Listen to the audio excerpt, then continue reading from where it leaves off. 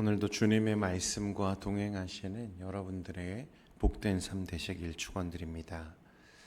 오늘부터 며칠간 이제 새롭게 학개서 말씀을 묵상하게 됩니다. 학개 선지자가 활동하던 시기는요, 남유다가 바벨론에 멸망당한 이후에 70년 기나긴 포로 생활을 마치고 하나님의 은혜로 이제 고국으로 돌아오게 된 포로 귀환기를 배경으로 하고 있습니다. 앞서 우리가 살펴봤던 하박국이나 스바냐 선지자는 유다의 포로 이전에 멸망하기 전에 활동했던 선지자라면 학개는 이제 70년의 징계의 시간이 다 지나고 포로 귀환 시기에 활동했던 선지자입니다. 여러분, 이제 70년이라고 하는 징계의 시간이 지났습니다. 포로 생활을 마치고 바사왕 고레스의 칙령으로 유다 백성들이 이제 예루살렘에 다시 돌아오게 됐어요. 이제 돌아온 사람들의 마음이 어땠을까 한번 생각해 보십시오. 나라를 잃은 서러움이 뼈에 사무친 사람들이었는데 드디어 고국으로 돌아와서 예루살렘으로 다시 입성했을 때 얼마나 감격스러웠겠습니까? 평생 이방 땅에서 노예로 비참하게 끝날 줄 알았는데 하나님의 기적적인 은혜로 다시 고향 땅을 이제 밟게 된 거죠. 그래서 그들은 이제 가장 먼저 귀한 무리를 이끌었던 총독 수룹바벨과 대제사장 여호수아의 지도하에서 가장 먼저 무너진 여호와의 성전을 재건하는 역사적인 첫 삽을 떴습니다. 그런 이제 재건에 대한 기대감을 높여가는 거죠. 그런데 그 순간에 여러 가지 어려움들이 복합적으로 찾아오기 시작합니다. 다 잘 될 줄 알았는데 어려움이 있었다는 거예요.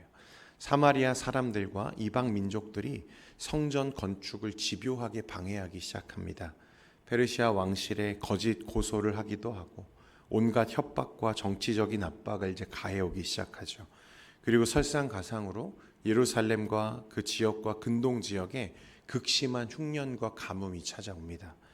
당장 입에 풀칠하기가 너무 어려운 극심한 빈곤의 시기가 지속되고 있는 상황이었어요. 결국 감격과 눈물로 시작했던 이 성전 건축은 성전의 기초만 놓은 채 곧바로 중단되고 말았습니다. 그리고 이 기간이 다리오 왕 2년까지, 그러니까 앞에서 고레스의 칙령으로 귀환을 했으니까 그 기간까지 무려 15년이라는 시간 동안 성전이 완성되지 못한 채 기초만 놓여진 채 방치되고 있는 상황이었다는 것입니다. 15년이라는 시간이 여러분 결코 짧은 시간이 아니잖아요. 공사가 멈춘 처음 한두 해는 백성들도 마음이 아팠습니다. 주님, 지금은 상황이 너무 힘들고 경제적으로 여유가 없습니다. 내 삶이 조금만 안정되면 다시 성전 건축을 시작하겠습니다 라고 생각했을 겁니다. 그런데 시간이 지나니까 어떻게 됩니까? 이런저런 핑계를 대기 시작하면서 성전 건축을 하루 이틀 뒤로 미루다가 이제는 아예 신경도 쓰지 않는 상태에 이르게 된 거예요. 팍팍한 현실의 문제를 핑계로 하나님을 향한 예배와 사명의 자리는 내팽개친 채 오직 나와 내 가족이 먹고 사는 문제, 내 육신의 안위만을 위해서 아등바등 살아가는 영적인 이기주의와 매너리즘에 그들이 빠져 있었다는 것입니다. 이게 학개서의 배경입니다. 하나님은 이런 영적인 매너리즘에 빠져 있는 유다 백성을 깨우시기 위해서 학개라는 선지자를 이제 보내시는 거예요. 오늘 우리가 나눌 1절에서 6절까지 말씀은 그 첫 번째 메시지입니다. 여러분, 오늘 말씀을 통해 깊은 영적인 잠에 빠져 있던 그 백성들을 향해 던지시는 하나님의 그 은혜의 요청을 통해서 여러분들의 삶을 다시 한번 되짚어 볼 수 있기를 소망합니다. 먼저 본문 2절에 보면 하나님께서 그 백성들의 태도에 대해서 말씀하시는 장면이 나옵니다. 우리 2절 말씀 같이 한번 읽겠습니다. 시작. 만군의 여호와가 이같이 말하여 이르노라. 이 백성이 말하기를 여호와의 전을 건축할 시기가 이르지 아니하였다 하느니라. 이 백성이 말하기를 여호와의 전을 건축할 시기가 이르지 않았다. 그러니까 무슨 뜻입니까? 하나님, 아직 때가 아닙니다. 흉년이 들어서 당장 먹고 살기도 벅찬데 어떻게 성전을 짓습니까? 내 코가 지금 석자입니다. 내 삶이 조금 안정되면 그때 가서 하나님 성전 건축하겠습니다. 사실 현실적이고 합리적인 핑계처럼 보여집니다. 상황이 따라주지 않아서 못한다는 거예요. 안 하는 게 아니고 하나님 지금은 못하는 것입니다. 이렇게 말하는 거죠. 여기까지만 보면 그래 현실이 그렇다면 그럴 수 있지 이렇게 생각이 든다는 거죠. 하지만 하나님은 사람의 겉모습과 그럴듯한 핑계에 속으시는 분이 아닙니다. 하나님은 그들의 마음 깊은 곳에 숨겨진 본심을 꿰뚫어 보시는 분이시죠. 여러분 4절 말씀에도 보십시오. 4절에 말씀하시기를 이 성전이 황폐하였거늘 너희가 이때 판벽한 집에 거주하는 것이 옳으냐라고 말씀합니다. 여기서 말하는 판벽한 집은요, 단순히 비바람을 피하는 그런 임시 거처가 아닙니다. 벽과 지붕에 값비싼 나무를 대고 아름답게 장식해 지어진 최고급 주택, 아주 잘 가꾸어진 집을 의미하는 거예요. 여러분 이게 무엇을 의미합니까? 백성들은 흉년이 들었다. 경제가 어렵다. 이방 민족의 방해가 심하다. 온갖 핑계를 대며 하나님의 성전을 15년째 흉물스럽게 방치해 두고 있는데 기가 막힌 것은 정작 자신들이 먹고 자는 안락한 집을 짓고 화려하게 꾸미는 데에는 시간과 물질과 열정을 전혀 아끼지 않았다는 거예요. 여러분 그런 그들이 상황이 어려워서 하나님의 집을 세우지 못한 것이 맞습니까? 아니라는 것입니다. 그들의 마음에 하나님을 향한 영적인 우선순위가 완전히 지금 밀려나 있는 거예요. 하나님께서는 지금 눈에 보이는 화려한 예배당을 빨리 지으라고 독촉하시는 게 아닙니다. 너희가 지금 무엇을 삶의 중심에 두고 살아가고 있느냐? 너의 인생의 진짜 우선순위가 무엇이냐? 지금 그 질문을 백성들에게 던지고 계시는 거예요. 너희가 이때에 판벽한 집에 거주하는 것이 옳으냐? 여러분 하나님께서 하물며 그 백성이 좋은 집에 사시는 게 질투가 나서 이런 말씀을 하시겠습니까? 그런 게 아니라는 거예요. 이 백성들의 마음에 하나님이 뒷전이 되어 있었다는 것입니다. 하나님의 중심이 되지 못했다는 거예요. 여러분 그러니까 무언가가 없어서 하나님의 일을 제가 잘 못했습니다. 여러분 이건 정말 잘못된 생각인 것입니다. 하나님 제가 너무 바빠서요. 당장 갚아야 할 대출금도 있어서요. 애들 학원비를 제가 벌어야 해서요. 이 문제만 해결되면 예배의 자리로 꼭 나가겠습니다. 여러분 우리는 수없이 그런 핑계들을 댑니다. 그러나 정작 나와 내 가족과 내 육신의 안락함을 채우는 일에는 전혀 주저함이나 미루는 경우가 없다는 거예요.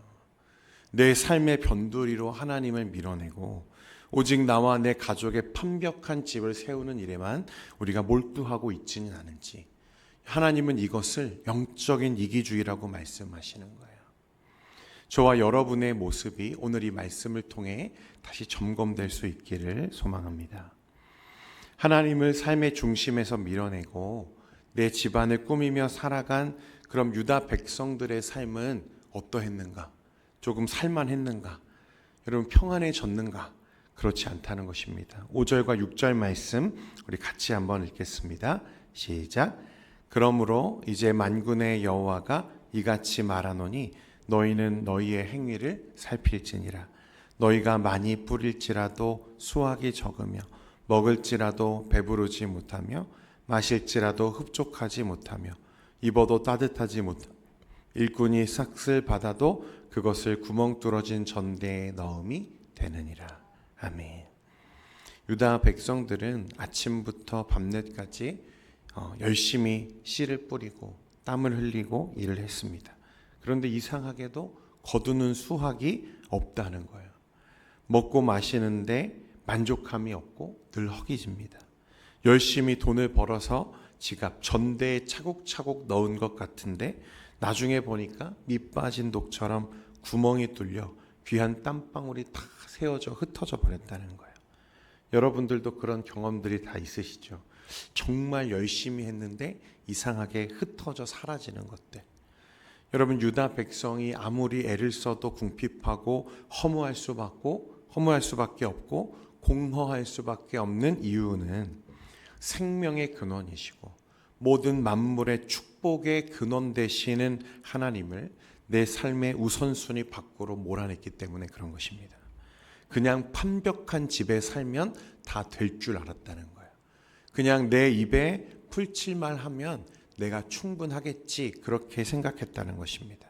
의리의리한 집을 짓고 나면 내 삶이 형통하겠지.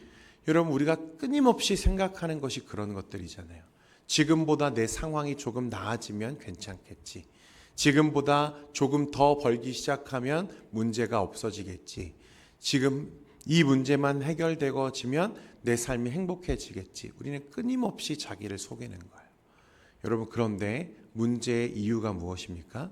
하나님이 그곳에 계시지 않은 것이 문제라는 것입니다. 하나님이 빠져 있는 인생, 주님의 은혜가 머물지 않는 인생은 아무리 땀을 흘려 피라미드처럼 높이 쌓아 올려도 결국 채워지지 않는 구멍 뚫어진 전대와 같다고 오늘 말씀하고 계시다는 거예요.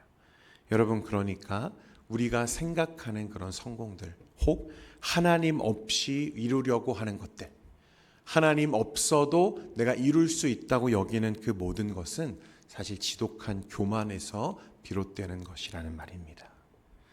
여러분, 우리의 모든 삶은 하나님 안에서만 참된 평안을 누리고 하나님 안에서만 안전을 누리는 줄 믿으시기를 바랍니다. 학개 선지자가 피를 토하며 성전을 다시 재건하라고 외치는 이 메시지는 눈에 보이는 종교 건물을 지으라는 그런 의미가 아닙니다. 성전은 하나님께서 자기 백성과 영원히 함께 하심을 상징하는 거룩한 임재의 처소를 말하는 거예요. 그러니까 무너진 성전을 재건하라는 것은 내 삶의 가장자리로 밀려나 있던 하나님의 통치와 다스림을 내 인생의 가장 중심으로 한 복판으로 모셔드리라는 거룩한 부르심이라는 것입니다. 사랑하는 성도 여러분, 혹 여러분의 인생에서 하나님이 거주하셔야 할 하나님의 성전이 무너져 있지는 않은지, 예배가 무너져 있지는 않은지 여러분, 오늘 이 말씀을 통해 돌아볼 수 있기를 축원드립니다. 혹시 그런 자리가 있다면 여러분, 다시 하나님을 그 자리로 초청하시기를 바라요. 하나님, 내 삶이 성전 되기를 원합니다. 하나님, 내 삶을 통해 하나님의 거룩한 성전을 이루어 가기를 원합니다. 주님, 내 모든 삶의 주인 되어 주십시오. 그렇게 기도할 수 있는 우리 모든 성도님들 되시기를 축원드립니다. 오늘 이 새벽에 그래서 너희의 행위를 살필지니라 라고 하시는 주님의 음성 앞에 우리의 무너진 영적 우선순위를 다시 세우고 하나님의 은혜로 여러분들의 삶을 다시 일으켜 세우는 여러분들의 복된 삶이 되시기를 주님의 이름으로 축원드립니다.